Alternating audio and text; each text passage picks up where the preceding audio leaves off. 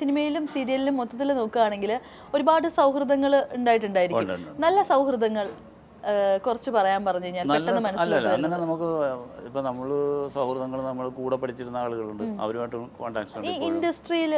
ഇൻഡസ്ട്രിയിൽ നമുക്ക് കോമൺ ആയിട്ടുള്ള സുഹൃത്തുക്കളുള്ളൂ, അല്ല ഒരാളോട് മാത്രം പ്രത്യേകമെന്ന് പറയാൻ പറ്റുന്ന അങ്ങനെ റെഗുലർ കോൺടാക്ട്സ് ഉള്ള അങ്ങനെ ആരുമില്ല. നമ്മൾ ലൊക്കേഷനിൽ കാണുമ്പോൾ ഉള്ള സ്നേഹവും സന്തോഷവും എവിടെയെങ്കിലും ഇപ്പോൾ ഇതുപോലെയുള്ള ഫംഗ്ഷനിൽ വെച്ച് കാണുന്നു, അപ്പം നമ്മൾക്കും തിരക്കുണ്ടാവും, അതിനേക്കാൾ കൂടുതൽ തിരക്ക് അവർക്കുണ്ടാവും. അപ്പോൾ അങ്ങനെയുള്ള സൗഹൃദങ്ങൾ, അല്ലാതെ ഡെയിലി കോൺടാക്ട് ചെയ്യുന്ന സൗഹൃദങ്ങൾ തീരെ സിനിമയിലും സീരിയലിലും അങ്ങനെ ഉണ്ടായിട്ടില്ല. ചിലരുമായിട്ട് നമ്മളിങ്ങനെ ഇടയ്ക്ക് ഇങ്ങനെ ആഴ്ചയിലേക്കോ മാസത്തിലേക്കോ വിളിച്ച് സംസാരിക്കും. പിന്നെ അതിനപ്പുറത്തേക്ക് നമുക്ക് പുറത്തുള്ള ഇൻഡസ്ട്രിക്ക് പുറത്തുള്ള സൗഹൃദങ്ങളുണ്ട്, അതിങ്ങനെ മെയിൻറ്റെയിൻ ചെയ്ത് പോകും.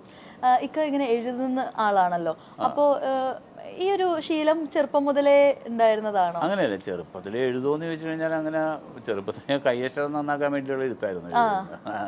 ഹാൻഡ് റൈറ്റിംഗ് നന്നാവുക എന്ന് പറഞ്ഞ ഇതുള്ള രീതി. അപ്പോൾ അങ്ങനെയല്ല, ഇങ്ങനെ എഴുതുക എന്നുള്ളതിനേക്കാൾ വായിക്കാനുള്ള ഇഷ്ടമുണ്ടായിരുന്നു.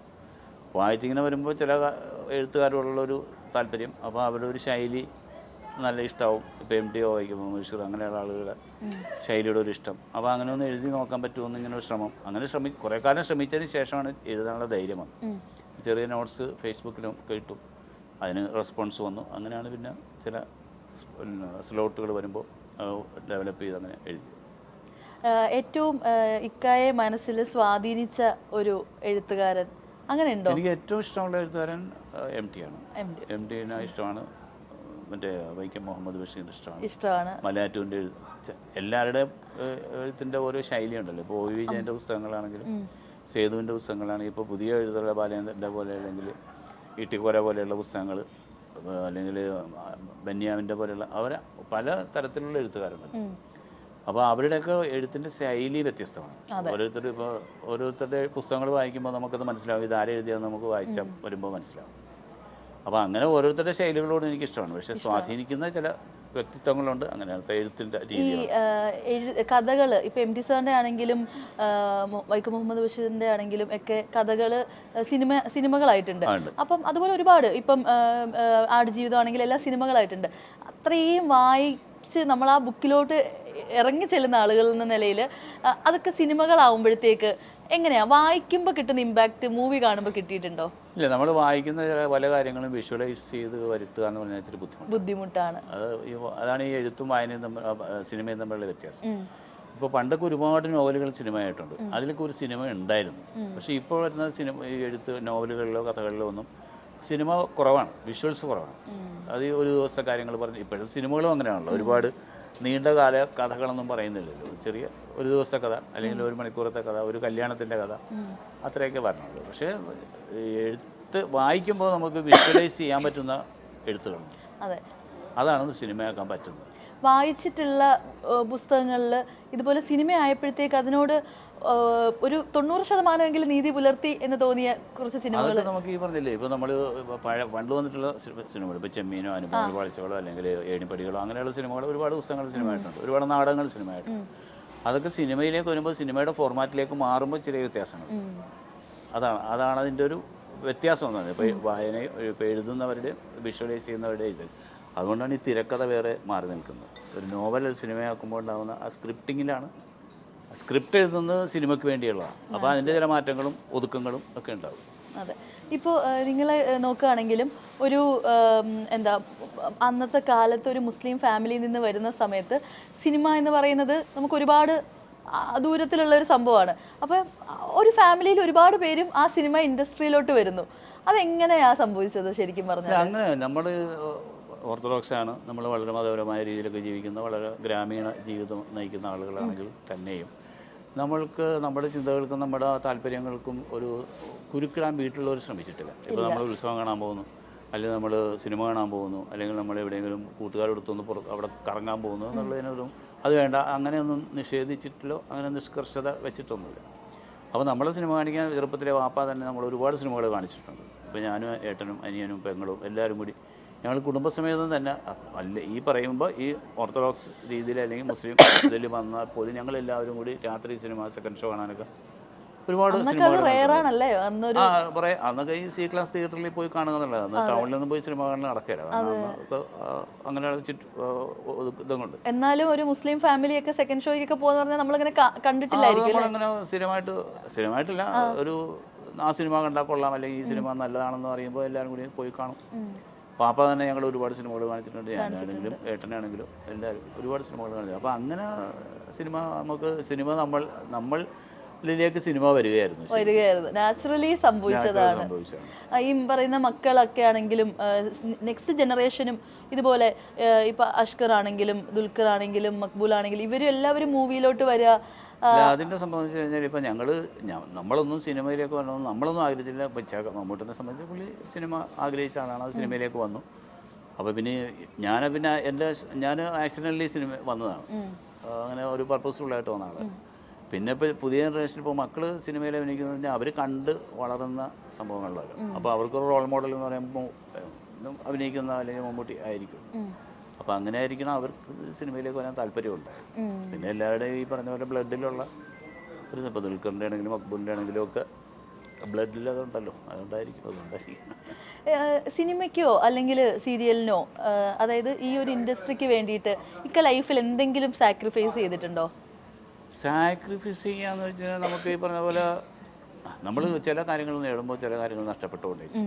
എല്ലാം കൂടി ഒരുമിച്ച് നേടണമെന്ന് വിചാരിച്ചാൽ നടക്കുന്നത്. നമ്മൾ തിരക്കാവുന്നു, നമ്മൾ അഭിനയിക്കാൻ പോകുന്നു, അതിൻ്റെ ആനുകൂല്യങ്ങൾ പറ്റുന്നു, അങ്ങനെയൊക്കെ വരുമ്പോൾ നമ്മുടെ പ്രൈവസി കുറച്ച് നഷ്ടപ്പെടും. പക്ഷേ ഞാൻ ഒരിക്കലും എൻ്റെ പ്രൈവസി ഞാൻ പബ്ലിക്കിലേക്ക് ഇറങ്ങാതിരിക്കുകയോ മാറി നിൽക്കുകയോ ചെയ്തിട്ടില്ല. ഞാനൊരു കോമൺ മാനായിട്ടേ നിന്നിട്ടുള്ളത്. കാരണം എൻ്റെ ഇൻഡസ്ട്രി അങ്ങനത്തെ സീരിയൽ എന്ന് പറയുമ്പോൾ ജനങ്ങളിലൂടെ ഏറ്റവും അടുത്ത് നിൽക്കുന്ന, സിനിമയേക്കാൾ കൂടുതൽ ജനങ്ങളോട് അടുത്ത് നിൽക്കുന്ന ഒരു ഇൻഡസ്ട്രിയാണ് സീരിയൽ. അപ്പോൾ നമ്മുടെ ആൾക്കാർ വീട്ടിൽ നിന്ന് കാണുകയാണ്, മറ്റുള്ളവർ തിയേറ്ററിൽ പോയിട്ടാണ് കാണുക.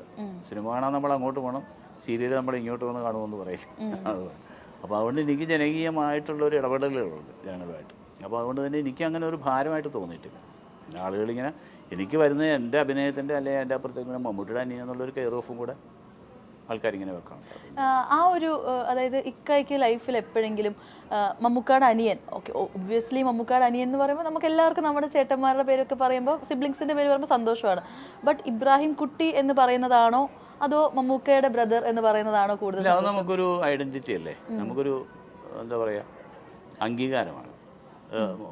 ഇന്നയാളുടെ ഇപ്പോൾ എൻ്റെ ഫാദറിൻ്റെ പേര് പറയുമ്പോൾ ഇന്നയാളുടെ മകൻ എന്ന് പറയുമ്പോൾ നമ്മുടെ ഫാദറിനെ കൂടി ചേർത്ത് പറയുമ്പോൾ കിട്ടുന്ന ഒരു സുഖമുണ്ടല്ലോ. നമ്മളിപ്പോൾ ഞാൻ മക്ബൂലിൻ്റെ വാപ്പ എന്ന് പറയുമ്പോഴും ദുൽഖറിൻ്റെ കൊച്ചാപ്പ എന്ന് പറയുമ്പോഴും മമ്മൂട്ടിയുടെ അനിയൻ എന്ന് പറയുമ്പോഴും പണവറമ്പിൽ ഇസ്മായിലിൻ്റെ മകൻ എന്ന് പറയുമ്പോഴും കിട്ടുന്ന ആ സുഖത്തേക്കാൾ വലിയ സുഖങ്ങളൊന്നും ഇല്ല.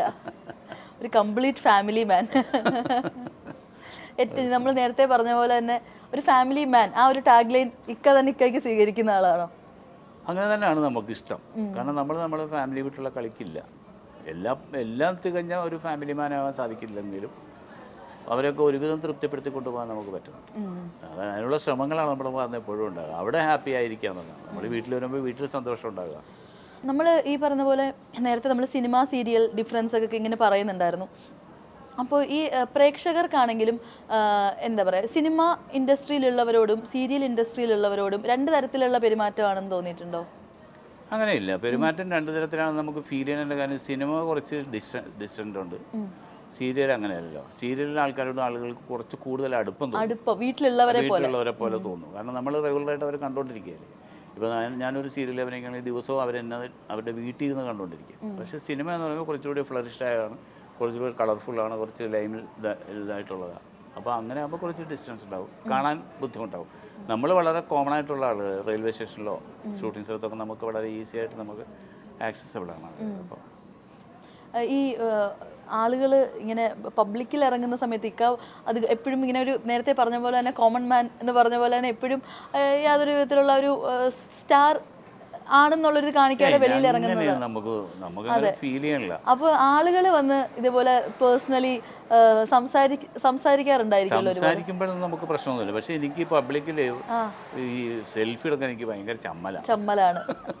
ആൾക്കാർ ഇയാളിപ്പോൾ അങ്ങനെ തോന്നുന്ന ആൾക്കാരുണ്ടാവുന്ന ഒരു കൺഫ്യൂഷനാണ് നമുക്ക്. അപ്പോൾ വരുന്നവർ നമ്മളുടെ ഇഷ്ടം കൊണ്ടായിരിക്കും. പക്ഷെ അന്നേരം എനിക്ക് അതൊരു ഭയങ്കര ചമ്മലാണ്. അത് ചിലപ്പോൾ വിചാരിക്കും ജാടയാണെന്നൊക്കെ വിചാരിക്കും. അങ്ങനെ വിചാരിക്കുമായിരിക്കും. പക്ഷെ അന്നേരം ഞാൻ പറയോ അപ്പൊ നോർമലി ഇല്ല, ഞാൻ പറയും ആളുകളൊക്കെ നോക്കി നമുക്ക് അങ്ങോട്ടും മാറി ഒഴിഞ്ഞ സ്ഥലത്ത് എന്തായാലും എടുക്കും. അത് നമ്മൾ പലപ്പോഴും കണ്ടിട്ടുണ്ട്, പല ആളുകളും മരണ വീട്ടിൽ പോലും ചെല്ലുമ്പോഴത്തേക്ക് സെൽഫി. അതൊക്കെ ചില പറഞ്ഞിട്ട് കാര്യമില്ല, മാറ്റാനൊന്നും പറ്റില്ല. അത് ചില മീഡിയ കൊണ്ടു നടക്കുന്ന ആളുകളുടെ അവർക്ക് അവരുടെ കാര്യങ്ങൾ മാത്രം, അവർക്ക് വ്യൂവർഷിപ്പ് ഉണ്ടാക്കുക, റീച്ച് ആകുക എന്നുള്ളതിൻ്റെ അപ്പുറത്തേക്കില്ല. അതിനെ നമുക്ക് ഇനി കുറ്റപ്പെടുത്താനൊന്നും പറ്റില്ല, അത് അവർ സ്വയം തീരുമാനിക്കും. അപ്പം ഇനി വരാൻ പോകുന്ന പ്രോജക്ട്സ് അങ്ങനെ എന്തെങ്കിലും ഇല്ല? ഇപ്പൊ സീരിയൽസ് നമ്മൾ നടന്നുകൊണ്ടിരിക്കുന്നത് മാത്രമേ ഉള്ളൂ. ചിലതിങ്ങനെ വിളിച്ച് സംസാരിക്കുന്നുണ്ട്, സബ്ജക്റ്റ് ഒക്കെ പറയുന്നു. ഇത് പറയുന്നതും കേൾക്കുന്നതും എല്ലാം നടന്നുകൊള്ളണമെന്നില്ല, നടക്കും. പിന്നെ നമ്മളൊരു 1-2 സെലക്റ്റീവ് ആണോ അങ്ങനെയൊന്നുമില്ല, നമുക്ക് ചെയ്യാൻ പറ്റുന്നത് ചെയ്യാൻ പറ്റും. ഇപ്പൊ എന്നെ കാണുമ്പോൾ അല്ലെങ്കിൽ എന്നെ വെച്ച് നോക്കുമ്പോൾ എനിക്ക് പറ്റുന്നതെന്ന് പറഞ്ഞിട്ടായിരിക്കും അവരെന്നെ വിളിക്കുക. എനിക്ക് പറ്റുന്നതായിരിക്കും. അന്നും ഇന്നും എപ്പോഴും ചെയ്തിട്ടുള്ള റോൾസ് വെച്ച് നോക്കുകയാണെങ്കിൽ പ്രേക്ഷകർ ഏറ്റവും കൂടുതൽ മനസ്സിലെടുത്തിട്ടുള്ള ഒരു ക്യാരക്ടർ ഏതായിരിക്കും? അന്നും എന്നും ആൾക്കാർ പറയുന്നത് ജ്വാലയായി പറയുന്ന സീരിയലിലെ വേഷവും ഷാർജ ടു ഷാർജയിലെ വില്ലൻ വേഷവുമാണ് ആളുകളുടെ മനസ്സിലുള്ളത്. പിന്നെ കുറേ സീരിയലുകൾ ഇങ്ങനെ ഇതുമായിട്ട് ബന്ധപ്പെട്ട് സ്ഥിരമായിട്ട് കാണുന്ന ആളുകൾ പറയും ആ സീരിയലിൽ കണ്ടിരുന്നു, ആ സീരിയൽ നന്നായിരുന്നു, ഇത് നന്നായിരുന്നു എന്ന് പറയുന്ന കുറേ സീരിയലുകളുണ്ട്. സിനിമകൾ അങ്ങനെ ഞാൻ പറഞ്ഞ പോലെ വളരെ ലൈം ലൈറ്റിൽ നിൽക്കുന്ന സിനിമകളിലേക്കൊന്നും വന്നിട്ടില്ല. ചെറിയ ഈ ഓഫ് ബീറ്റ് സിനിമകളാണ് കൂടുതലും ചെയ്തിട്ടുള്ളത്.